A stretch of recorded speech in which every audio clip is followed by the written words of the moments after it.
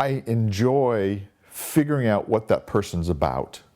I like figuring out a backstory for that character, of reading those lines and saying, why are they so mean? Or why are they so angry? Or why are they drug addicted? Figuring out their backstory, how they got to where they are in that hour and a half of the play that you get to see. I like that becoming another person. I think if you really ask an actor, they really also like the applause at the end, that you did a good job. I mean, it's instantaneous gratification that, people stand up or they applaud and say yay and, congratulate you after the play. That's always nice. How would I describe myself? I think in general, that I can talk about from the acting side of it, I think in general, I'm pretty liberal.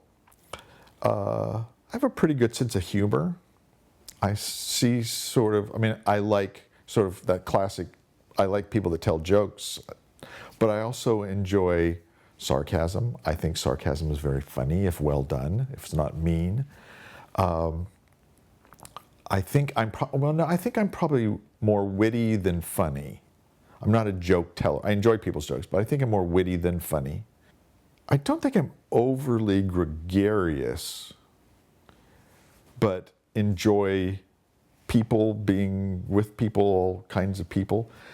I don't know that I'm a good conversationalist if it's coming my way, but I think I'm a good question asker of other people. I like to hear about their lives. I sometimes think my life was a little boring or something. Maybe that's why. I don't know. I think pretty caring.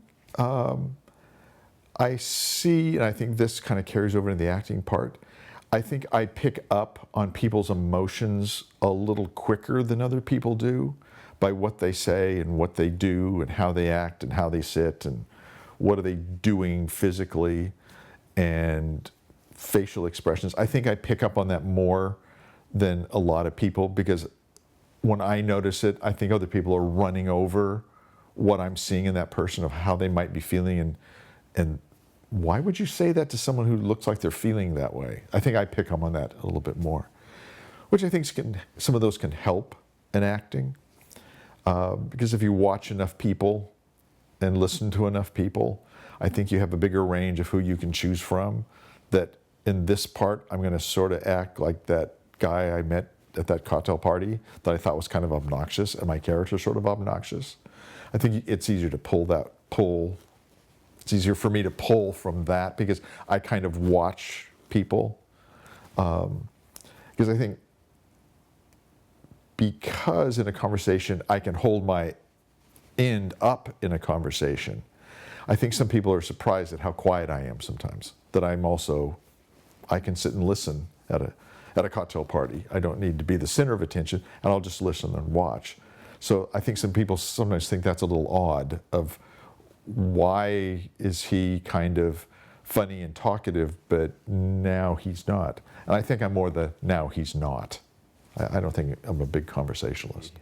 I wasn't a costumed character, but if you ran one of the rides, which is what I did, they liked you to stay in that character, make it magical for those people. So things like Jungle Cruise. If you're going to be a Jungle Cruise captain, then play the part and get excited about seeing the elephants and make the jokes and, play that part. Because if you're working the Jungle Cruise, you do that spiel 4 times an hour. So an 8-hour, you've done it 32 times, you can become kind of boring, but it's got to be new for every single boatload of people that you've got. And if you're working in pirates, now you don't need to do a lot of ARG when you work pirates, but keeping up that suspense and seeing pirates, especially for kids, but adults get sucked into it too. But it's that kind of characterization that Disney really likes you to do. They'll even help you do it. If you're not very good at it, they'll help you with it. They know how important it is. I've done some community theater, and that's usually you walk in and do the read-through 6 weeks out from opening. So you've got 6 weeks. So that's blocking and rehearsing and costuming and lighting and sound and putting that all together in 6 weeks. At Sea Ranch, it was, the theaters there, it was closer to 8 weeks, which was nice. At Panorama, it's probably a little bit longer. It's probably 8, and it's a couple plays I've done that are 10. And it's simply because people lead very busy lives, and some of the other theaters I've worked with, they go to work and they do this. They do not go on vacation for those 6 to 8 weeks. That's the deal. They're there 5 nights a week for 6 weeks. So it can be a pretty long process, and a rehearsal will go anywhere from 2 to 4 hours a night. So it's a real commitment, but it's kind of a great exploration, and you find out stuff about you, and the play's interesting, and you find out about all those other people. So it's a great time. It's very team building. There's a lot of camaraderie that happens very quickly, that has to happen to get the play to go on. And then the play starts, so you kind of get there, and the opening night excitement. And then there's usually that question about, but now you have to do it 25 times. Isn't it boring? It's not boring. It becomes easier because you've worked hard to get to this. There's a point, like, okay, we're done. This is the play now. And it's always different because you feel different that night. And audiences don't believe this, but if the audience is I just finished a comedy in Olympia not too long ago, and a couple of nights we barely got complimentary titters from people at a very slapsticky, funny show. And you're just exhausted. It's like, I'm tap dancing the fast as I can here, folks. I don't know what to do. Should I talk louder? Should I do the da-da-da-da? You need a little more of this? Do I need to tell you when to laugh? But when people laugh at a comedy, your acting just gets better. It just gets bigger and brighter. So each night's sort of new. Actors are notorious for changing lines. I mean, not to change the story, but what they're saying is not what they said last night. It's a gist of what it is, which makes it sort of exciting. It's like, okay, I don't have my line coming up here. I don't hear my cue line because they've changed it. So you really have to listen to the guy, okay, that must be the end of a thought. Here I come, and say my line. So, because you also get better, because you've got more and more practice without it. You get more and more practice by yourself. There's not a director saying, that's not what we talked about. And you can just sort of let go of it. So it actually becomes more fun. So my hint to audiences, it sounds good to come on opening night. We're way better toward the end. We've had lots and lots of practice with audiences. Daniel Day-Lewis, for example, I never see acting. You very immediately watch that character happen in front of you, as opposed to watching someone act like someone in front of you. And I think now, knowing what goes into that and the difficulty that goes into that I appreciate those kind of actors more. And they don't have to be famous, but I think famous actors are sometimes famous for other reasons. But I think watching somebody become that person so deeply and so thoroughly and so truthfully, it has to move you. And I think it makes them great. I think I've learned in acting the shorthand of acting, because like many people who start acting and you're being directed, it's not just go up there and have a lot of fun and put on a show. There's a director there. And I think I felt the same way that a lot of people did of, oh my God, I'm not doing it right. That's why they want me to do it again, because I didn't get it right. And overly concerned about what they want. Well, what do you want me to do? How do you want me to say that? Which any good director say, they're not going to do line readings for you. I've only had a director do a line reading for me once because I pleaded with her, I don't know how to say this, tell me how to say it. So she told me. So I think I've certainly gotten away from that.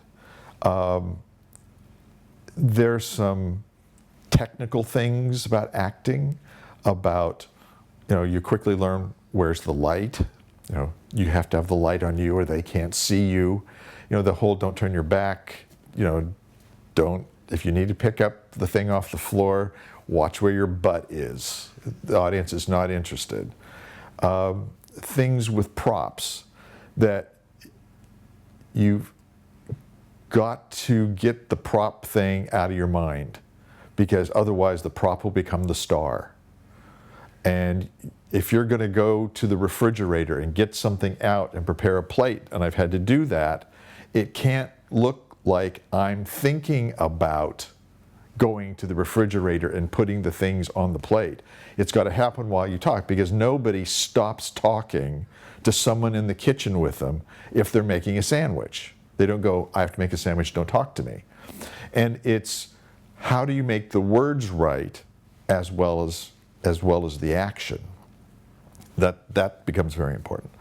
The whole blocking thing, and it's a funny thing about blocking, that once the play is blocked, once you know when is the time I sit down, when is it I walk across stage, and when is it I turn on the radio, and all those things, somehow, and every actor says this, the lines become easier. That you hook the line to where you are and what you're doing. And if the director's done it correctly, then yeah, you got it. But I found that amazing. It's just, so a lot of actors, it's the longest part of the process, is all that blocking of where you are when you do things. I love it because I know that it's going to help me get those words down, so I have to think less, because you really don't want to think when you're up there. If you think about what your next line is, then you're not listening to what that guy's saying. So I think I've learned that one, the whole listening thing. And part of acting, and you hear this all the time, is listening to the other person. Listen to what they're saying. Don't lose them. They'll get you there. They'll help you just by talking, but they're going to help you if you listen. So I had listened for an hour to myself and to the other actor.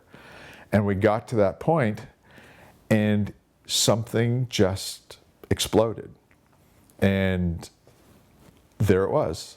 I was in full blown, almost not able to get the words out, hysterically crying about this guy's death, which is kind of how it's described, and that's what the writer wanted. But I thought, I don't know if I can do this. And it came during a rehearsal for the first time ever in my life. I've always not faked it, but I've acted that emotion. I never felt that emotion.